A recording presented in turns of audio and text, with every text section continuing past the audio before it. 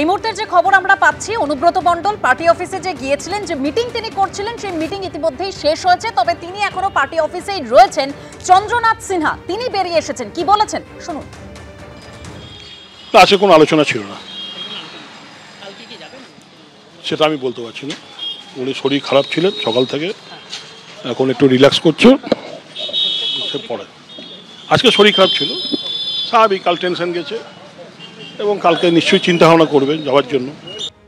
আপনারা শুনলেন চন্দ্রনাথ সিনহা, তিনি বললেন কোনো আলোচনা ছিল না। এবার আমি সরাসরি আমাদের প্রতিনিধি ভাস্কর মুখোপাধ্যায়ের কাছে যাব। ভাস্কর, প্রায় 3 ঘন্টার কাছাকাছি বৈঠক হলো। চন্দ্রনাথ সিনহা তিনি বেরিয়ে বললেন কোনো আলোচনা ছিল না, তাহলে মিটিংয়ে কি হলো?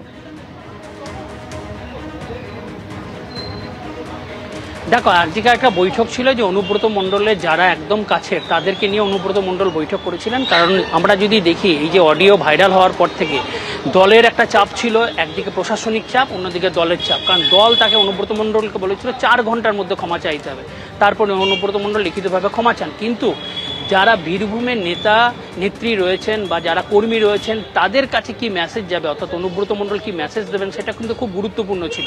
কারণ সেই জন্যই আজকে বৈঠকে বসেছিলেন। আজকে মন্ত্রী চন্দ্রনাথ সিনহা ছিলেন, সিউড়ি বিধায়ক বিকাশ রায়চৌধুরী ছিলেন, বীরভূমের তৃণমূলের সাধারণ সম্পাদক সুদীপ্ত ঘোষ ছিলেন, এবং নানুরের যিনি প্রাক্তন বিধায়ক গদাধর হাজরা সহ অন্য নেতানেত্রী বা কর্মীরা ছিলেন এবং তাদের সঙ্গে দীর্ঘ বৈঠক করেন। দীর্ঘ বৈঠকে মূলত আলোচনা যে বিষয়গুলো হয় তার মধ্যে একজন আইনজীবীও ছিলেন অনুব্রত মণ্ডলের হয়ে, যিনি আজকে এসডিপিওর সঙ্গে দেখা করেছেন। এবং মূলত যে বিষয়গুলো আলোচনার মধ্যে উঠে আসে সেগুলো হচ্ছে যে কিভাবে অনুব্রত মণ্ডল সামনে এগোবেন, কিভাবে তিনি দলীয় কর্মীদের কি মেসেজ দেবেন, অর্থাৎ তিনি কিভাবে তার পরিস্থিতি এই মুহূর্তে কি রয়েছে না রয়েছে, সমস্ত বিষয়গুলো তিনি দেখবেন। এই মুহূর্তে আমরা দেখছি বিকাশ রায়চৌধুরী, যিনি লাভপুরের বিধায়ক, তিনি যাচ্ছেন। কোনো বৈঠক তো নেই, কে বলবো বৈঠক?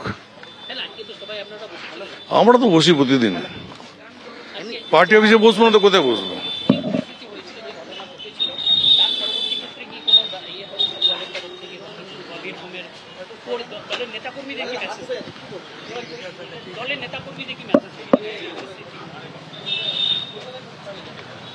যেটা আমি বলতে পারবো না,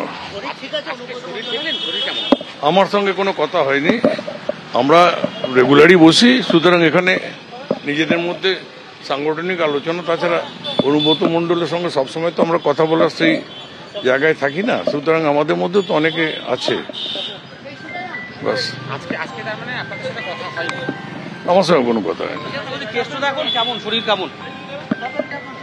আমার সঙ্গে দেখা হয়নি। একদমই। দেখো, অনুব্রত সিউড়ির বিধায়ক বিকাশ রায়চৌধুরী তিনি একটা পরিষ্কার করে তিনি বলতে চাইলেন না যে বৈঠক হয়েছে কিনা। তিনি একটা জিনিস পরিষ্কার করলেন যে তার সঙ্গে দেখা হয়নি, কিন্তু তিনি এটাও বললেন যে তার শরীর অসুস্থ ছিল, সেই জন্য হয়তো যেতে পারেনি। আগামীকাল তিনি যাবেন কিনা সেটা কনফার্ম করতে পারেননি। কিন্তু সবাই বলছেন আলোচনা হয়নি, শুধু এটা সাংগঠনিক কথাবার্তা হয়েছে, রোজই পার্টি অফিসে বসেন। কিন্তু যে প্রশ্ন, কালকেও তাকে তলব করা হয়েছে, কাল কি অনুব্রত মণ্ডল হাজিরা দিতে চলেছেন? তবে এই জায়গায় সেই প্রসঙ্গ আমি আবারও রাখবো, যে কথা আপনাদের বলছিলাম, যে নিত্যানন্দ চট্টোপাধ্যায় তিনি প্রশ্ন তুলছেন যে এক যাত্রায় পৃথক ফল কেন? কে এই নিত্যানন্দ চট্টোপাধ্যায়? 2019-এ অনুব্রতকে ফোনে গালিগালাজ ও হুমকির জন্য গ্রেপ্তার হন তৎকালীন ঘুষকরা শহর তৃণমূল কংগ্রেস সভাপতি নিত্যানন্দ চট্টোপাধ্যায়, যিনি এখন বিজেপিতে রয়েছেন। তিনি প্রশ্ন করছেন যে ওই একই অভিযোগে কেন অনুব্রত মণ্ডলকে গ্রেপ্তার করা হবে না। শুনুন। ওই কৃষ্ণমণ্ডলের মতো নোংরা অ্যান্টি সোশ্যাল লোকটা সম্পর্কে কিছু বলতেও আমার বিবেককে সম্মানে বাঁধে। 2020 সালে 29শে সেপ্টেম্বর আমি ওর কাছে টাকা চেয়েছিলাম, 20 লাখ টাকা ও আমাকে ধার নিয়েছিল ওর স্ত্রীর ক্যান্সার রোগের চিকিৎসার জন্যে। তো সেই টাকাটা ওর স্ত্রী মারা যাওয়ার বহুদিন পর আমি ওর কাছে টাকাটা চেয়েছিলাম, 2-3 বার গিয়েও ছিলাম টাকা চাইতে, আজ দেবো কাল দেবো বলে দেয়নি। লাস্ট একদিন টেলিফোন করলাম, আমাকে বললো টাকা দেবো না। তা আমার মাথা গরম হয়ে যাওয়াতে আমি হুমকি দিয়েছিলাম। এইরকম কদর্য ভাষায় নয়, স্ত্রী বা মাকে টেনে নয়, আমি ওকেই গালাগাল দিয়েছিলাম, কিন্তু কদর্য ভাষায় নয়।